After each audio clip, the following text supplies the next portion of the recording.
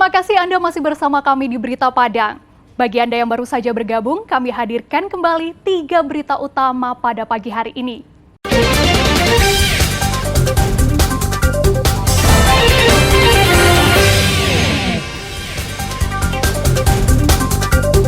Setahun keluar penjara karena narkoba, seorang pengedar di Kota Pariaman kembali ditangkap polisi. Seorang warga Pasaman Barat diduga tewas diterkam buaya. Jumat curhat, upaya polisi di Padang mendekatkan diri dengan masyarakat.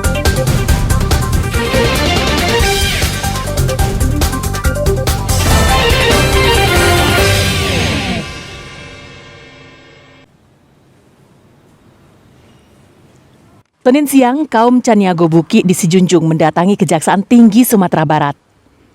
Menurut mereka, kasus yang dialami oleh suku Caniago Buki terkait pengalihan fungsi tanah hibah telah berlangsung lama dan tak pernah ditanggapi serius.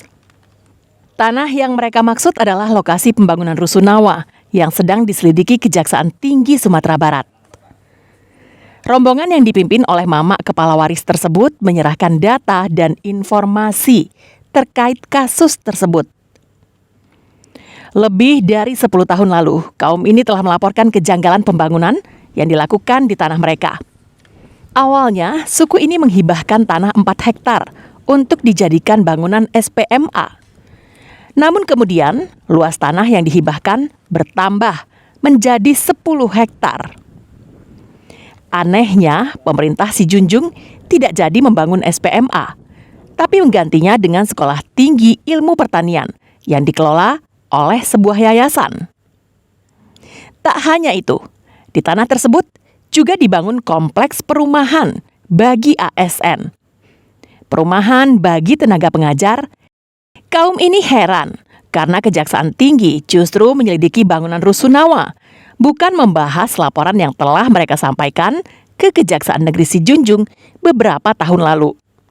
Istilahnya bagaimana dulu perjanjian rusunawa ini dengan kaum kami, sampai sekarang kan itu tidak ada solusi. Nah, itu aja. Jadi butuh kepastian berarti Pak ya, dari Kejati ya Pak ya? Iya.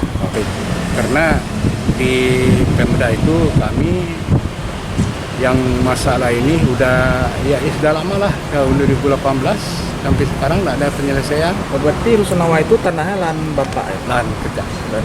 Asinta Kejati Sumbar yang menerima kaum Caniago Buki berjanji akan mempelajari berkas dan data yang baru diterimanya.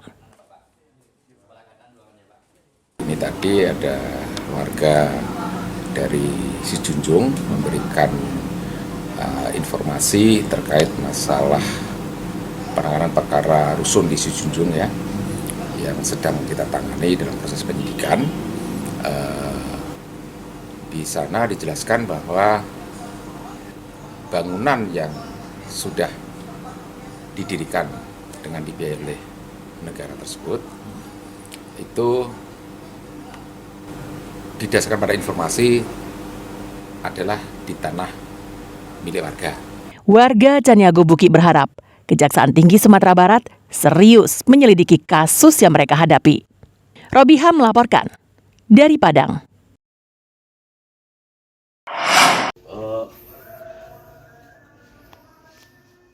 Di hadapan seorang tokoh masyarakat setempat, anggota Satres Narkoba Polres Pariaman membeberkan hasil tangkapannya. Rahmat Syah, residivis yang kembali menjadi pengedar narkoba, ditangkap di rumahnya di Kelurahan Jawi-Jawi 2, Pusat Kota Pariaman, Minggu malam. Barang bukti 15 paket kecil sabu-sabu ditemukan polisi dari saku celananya. Barang jualannya itu disembunyikan di dalam sebuah kotak rokok. Hasil penggeledahan, polisi juga menemukan uang tunai Rp615.000 serta sebuah telepon genggam. Upaya penangkapan tersangka sudah berulang kali dilakukan polisi. 6 bulan lalu, tersangka dilepas kembali karena polisi tidak menemukan barang bukti. Namun gerak-gerik tersangka dan aktivitasnya menjual narkoba sudah lama diincar. Bahkan tersangka yang terkenal licin ini sudah pernah merasakan hukuman penjara karena perbuatan serupa. Berbagai cara untuk mendapatkan tersangka ini yang sudah pernah kita lakukan gerebek sebelumnya bulan Juli tahun 2022. Alhasil 6 bulan kemudian kita berhasil mengungkap kembali dengan BB yang cukup besar. Tersangka inisial ini didapat BB untuk lidik sementara dari Padang. Residivis ini kembali dijerat dengan Undang-Undang Nomor 35 Tahun 2009 tentang penyalahgunaan narkoba dengan ancaman maksimal 15 tahun penjara. Eki Rafki melaporkan dari Pariaman.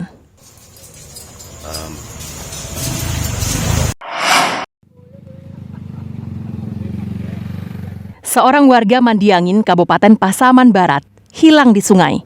Laporan tersebut diterima Tim SAR pada Sabtu sore. Sebuah perahu karet milik Tim SAR dan 4 perahu nelayan dikerahkan mencari korban dengan menyisiri aliran sungai. Korban bernama Ade Gunawan, berusia 49 tahun, dan sehari-hari bekerja mencari lokan di sepanjang Sungai Mandiangin, Nagari Katiagan, Kecamatan Kinali. Biasanya korban mencari lokan dengan cara menyelam. Sungai ini sudah dikenal sebagai habitat buaya. Diduga korban dimangsa reptil buas tersebut karena tak pernah muncul lagi usai menyelam. Sementara perahu yang digunakan korban ditemukan di sekitar lokasi tempatnya mencari lokan. Minggu sore, Tim SAR gabungan menemukan organ dalam tubuh manusia mengapung di sungai. Sebelumnya, Tim SAR juga menemukan bagian tubuh manusia yang diyakini merupakan potongan tubuh korban. Korban atas nama Ade Gunawan itu melakukan mata pencariannya yaitu mencari lokan di area jembatan Mandiangin. Kemudian pada saat mencari lokan, tiba-tiba korban hilang tanpa ada jejak. Korban sudah ditemukan, kemudian ada ginjal yang kami temukan, di mana ginjal tersebut sudah dikonfirmasi oleh pihak kepolisian dan pihak kesehatan bahwa itu adalah ginjal manusia. Dan untuk body part yang ditemukan, dipastikan itu adalah body part dari korban. Sepanjang tahun 2022 hingga pertengahan Januari ini, telah terjadi 3 kali peristiwa serupa.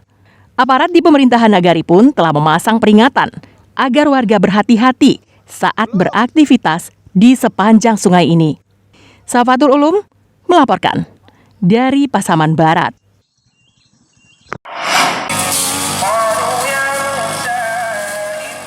Puluhan warga Banda Kundua, Kelurahan Balai Gadang, Kecamatan Kota Tengah, Kota Padang, Jumat lalu berbaur dengan polisi.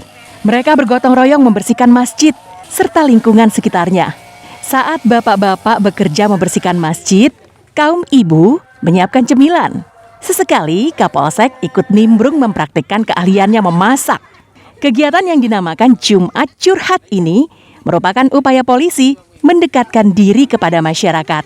Selain menyampaikan pesan kepada warga, polisi juga menerima masukan terkait keamanan dan ketertiban di wilayah mereka. Dengan cara seperti ini, kehadiran polisi bisa dirasakan di tengah-tengah masyarakat, sehingga tercipta lingkungan yang aman. Sangat senang sekali dengan murah hati mengunjungi kampung kami. Pendapat selanjutnya setelah ini, itu harapan kami dari Masjid Ainalakin Banda Kulu sebagai imam. Jumat Curhat. Tujuannya kegiatan ini adalah menerima masukan, saran kepada pihak kepolisian, baik itu cara pelayanan kepolisian, keluhan tentang kejadian-kejadian yang ada di kampung ini. Sehingga dengan ada masukan, saran dan pendapat, mudah-mudahan polisi kedepannya lebih baik, masyarakat lebih aman, lebih nyaman, dan terciptanya Kamtipmas yang kondusif. Selain gotong royong, polisi juga memberikan bantuan berupa alat kelengkapan masjid seperti kain sarung, mukena, alat kebersihan, dan sembako untuk petugas masjid. Robiha melaporkan dari Padang. Kedepannya nggak usah.